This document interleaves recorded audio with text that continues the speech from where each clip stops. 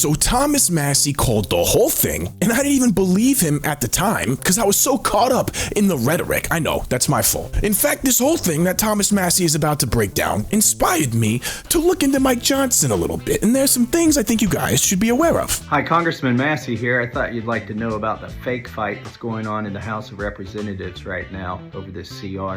They're trying to pitch it as a conservative CR versus liberal Democrats, and even the Democrats are going along in the House. I mean, they had the media pull out all the stops. Senate Minority Leader Chuck Schumer says Republicans currently don't have the votes to pass a short-term spending bill that would keep the government funded through September. I should have known Massie was right. I should have known it was all rhetoric. Of course, they're not going to go on vacation with the government shut down. None of them are getting reelected again pulling crap like that. But once we go over some of the people Mike Johnson's connected to, I think this is going to make a little more sense. Mike Johnson is sending us home a day early. We're going to vote on this thing and skip town.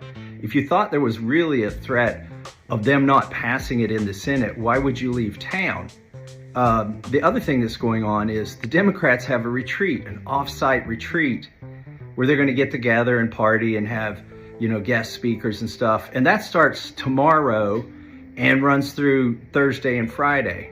Now, you think they're not going to let this thing pass? Jeez, man. Thomas Massie versus sleazeball Schumer. Who would you vote for? Republicans chose a partisan path, drafting their continuing resolution without any input from congressional Democrats. Because of that, Republicans do not have the votes in the Senate to invoke cloture on the House CR. This guy does not give a what comes out of his mouth, does he? What would happen if, let's say, the Freedom Caucus decided to take the conservative stance on this CR and oppose it? Well, they would be about 30 or 40 votes short here in the House, the Republicans would.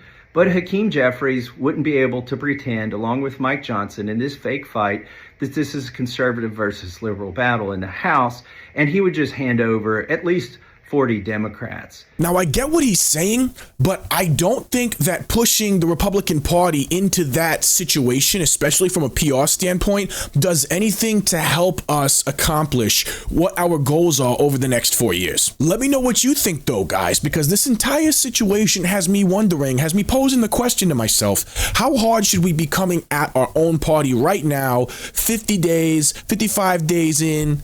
I had to double check that, man. If I'm going to say 55, I gotta look it up real quick. But how hard do you guys think we should be going at the administration right now? Me personally, I'm comparing it to the first term, and I know that's not really the comparison we want because he didn't know what he was doing in the first term, especially with all the resistance he was getting and everything. But where do you guys feel that threshold is? Let me know in the comments, man, because in my personal life, I'm hearing wildly different lines in the sand from everyone I talk to. Hey, if you could do me a favor, like, subscribe, share the video with someone you know. Let's help people stay informed about narratives that help debunk what the mainstream media and this corporate propaganda is trying to establish. It's going to be really important, especially over these next 4 years. The sad thing to me is now Republicans, with every branch in power, we look like we just caved to the Democrats on this CR issue. It basically just continues Biden's spending bill from last year, and it doesn't even include the DOGE cuts. The stopgap funding bill does not include proposed cuts to the federal government by Elon Musk's Department of Government Efficiency. House Speaker Mike Johnson has said Republicans will work to incorporate those DOGE cuts in fiscal year 2026 appropriation process. Now, the devil's advocate in me, the same one that says, hey, it's only been 55 days,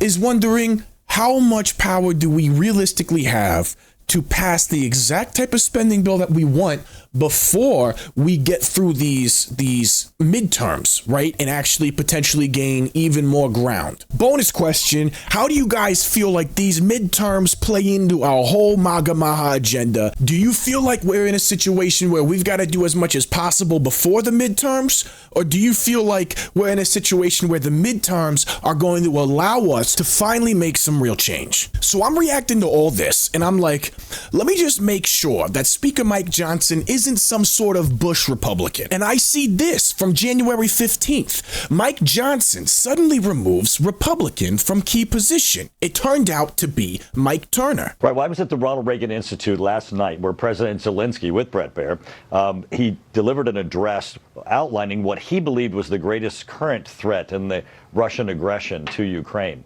And he identified that it's actually the restrictions that the Biden administration has placed on his country with the use of weapons and the ability to prosecute the war. They need to hit valid military targets within Russia to be able to lessen their ability to attack Ukraine. And right now, they're prevented from doing so by the Biden administration. Okay, so that dude sounds like a warhawk neocon. Great, cool, get him out. But still, regardless, Speaker Johnson, man, tell me something doesn't creep you out about that face. So I kept digging, and I found something interesting. A thread to pull.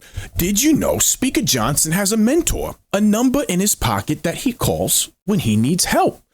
Interestingly enough, this guy is named John Boehner. Apparently, Boehner played a big role in helping him navigate the political waters to position himself to win speakership. And you guys remember how the Democrats were very willing to vote for Johnson for speakership, right? Now, here's the lowdown on Boehner. He went to a preparatory high school for rich kids. Then he ended up going to Xavier University. He moved on to start his political career as a Rhino Republican in 1985. And then in 1991, he won a federal congressional position. And if you guys aren't aware, Republicans in the early 90s through the 2000s were fake-ass Rhino neocon Republicans. They were willing to insider trade and take a cut and sell the country out to China and the left-wing radicals all day, as long as they were left alone to enjoy their country clubs and their money.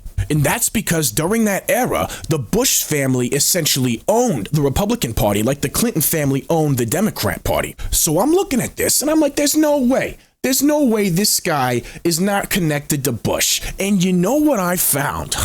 Guess what? Boehner recalls his friendship with President Bush. We were like two peas out of the same pod.